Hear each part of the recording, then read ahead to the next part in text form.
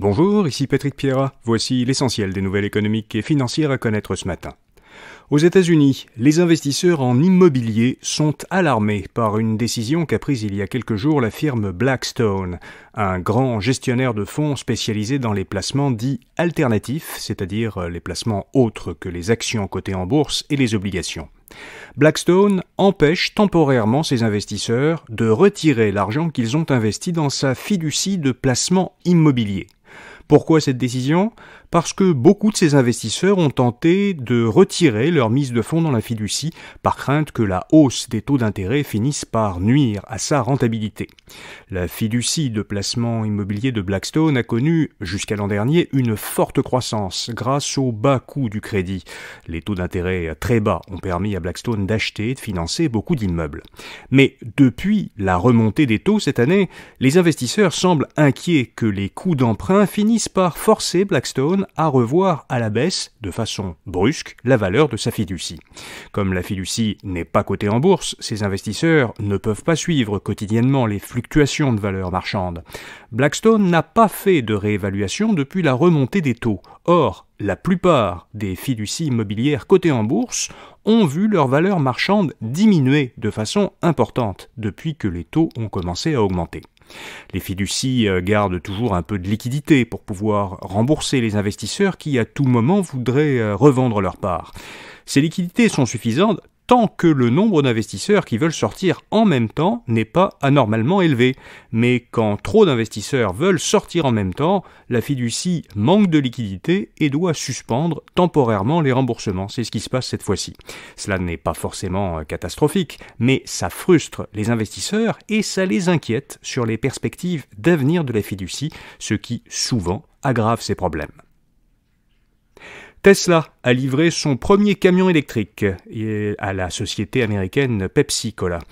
Baptisé Semi, ce camion a une autonomie d'environ 800 km lorsqu'il tire 37 tonnes. Elon Musk l'avait présenté en 2017 et avait promis sa commercialisation en 2019. Le premier exemplaire a donc finalement été livré avec 3 ans de retard.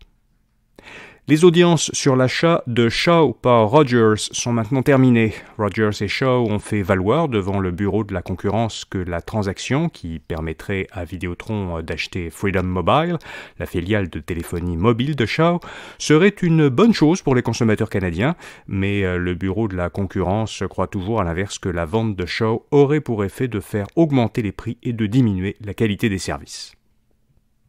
Comme chaque lundi, InfoBref vous fait découvrir une jeune entreprise innovante. Cette semaine, Vope Medical. Cette jeune pousse de Montréal essaie de résoudre un problème très pointu qui concerne les chirurgies minimalement invasives. C'est un type de chirurgie avec des instruments longs insérés dans le corps du patient, généralement après une petite incision. Une minuscule caméra est également insérée dans le corps avec les instruments. Elle transmet une image sur un écran de contrôle qui permet au chirurgien de manier ses instruments. Le problème est que l'objectif de la caméra se trouve fréquemment obstrué par de la buée, du sang ou d'autres substances sécrétées par le corps, ce qui handicape évidemment le travail du chirurgien. La solution de Vope est d'utiliser la vision par ordinateur, une branche de l'intelligence artificielle. Le logiciel d'IA de Vope analyse en temps réel l'image recueillie par la caméra. Il détecte quel type de contaminant obstrue partiellement l'objectif et il compense en recomposant des parties ou des détails manquants dans l'image. Le chirurgien peut ainsi voir sur son écran de contrôle une image plus complète et plus nette. Pour en savoir plus, voyez le portrait de Vope Medical dans infobref.com dans la section Affaires. Voilà, vous savez l'essentiel. Rendez-vous demain matin pour le prochain bulletin audio InfoBref Affaires. Bonne journée.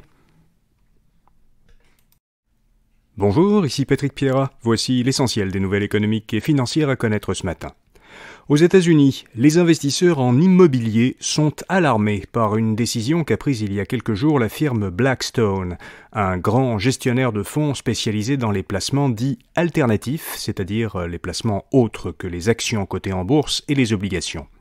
Blackstone empêche temporairement ses investisseurs de retirer l'argent qu'ils ont investi dans sa fiducie de placement immobilier. Pourquoi cette décision ? Parce que beaucoup de ces investisseurs ont tenté de retirer leur mise de fonds dans la fiducie par crainte que la hausse des taux d'intérêt finisse par nuire à sa rentabilité. La fiducie de placement immobilier de Blackstone a connu, jusqu'à l'an dernier, une forte croissance grâce au bas coût du crédit. Les taux d'intérêt très bas ont permis à Blackstone d'acheter et de financer beaucoup d'immeubles. Mais depuis la remontée des taux cette année, les investisseurs semblent inquiets que les coûts d'emprunt finissent par forcer Blackstone à revoir à la baisse, de façon brusque, la valeur de sa fiducie. Comme la fiducie n'est pas cotée en bourse, ces investisseurs ne peuvent pas suivre quotidiennement les fluctuations de valeur marchande. Blackstone n'a pas fait de réévaluation depuis la remontée des taux. Or, la plupart des fiducies immobilières cotées en bourse ont vu leur valeur marchande diminuer de façon importante depuis que les taux ont commencé à augmenter. Les fiducies gardent toujours un peu de liquidité pour pouvoir rembourser les investisseurs qui à tout moment voudraient revendre leur part. Ces liquidités sont suffisantes tant que le nombre d'investisseurs qui veulent sortir en même temps n'est pas anormalement élevé. Mais quand trop d'investisseurs veulent sortir en même temps, la fiducie manque de liquidité et doit suspendre temporairement les remboursements. C'est ce qui se passe cette fois-ci. Cela n'est pas forcément catastrophique, mais ça frustre les investisseurs et ça les inquiète sur les perspectives d'avenir de la fiducie, ce qui souvent aggrave ces problèmes. Tesla a livré son premier camion électrique à la société américaine Pepsi-Cola. Baptisé Semi, ce camion a une autonomie d'environ 800 km lorsqu'il tire 37 tonnes. Elon Musk l'avait présenté en 2017 et avait promis sa commercialisation en 2019. Le premier exemplaire a donc finalement été livré avec 3 ans de retard.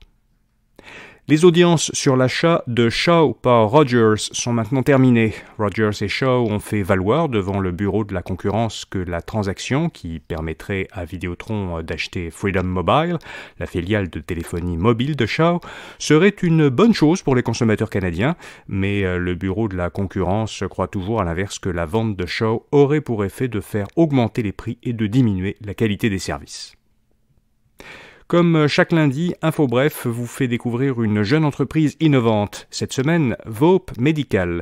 Cette jeune pousse de Montréal essaie de résoudre un problème très pointu qui concerne les chirurgies minimalement invasives.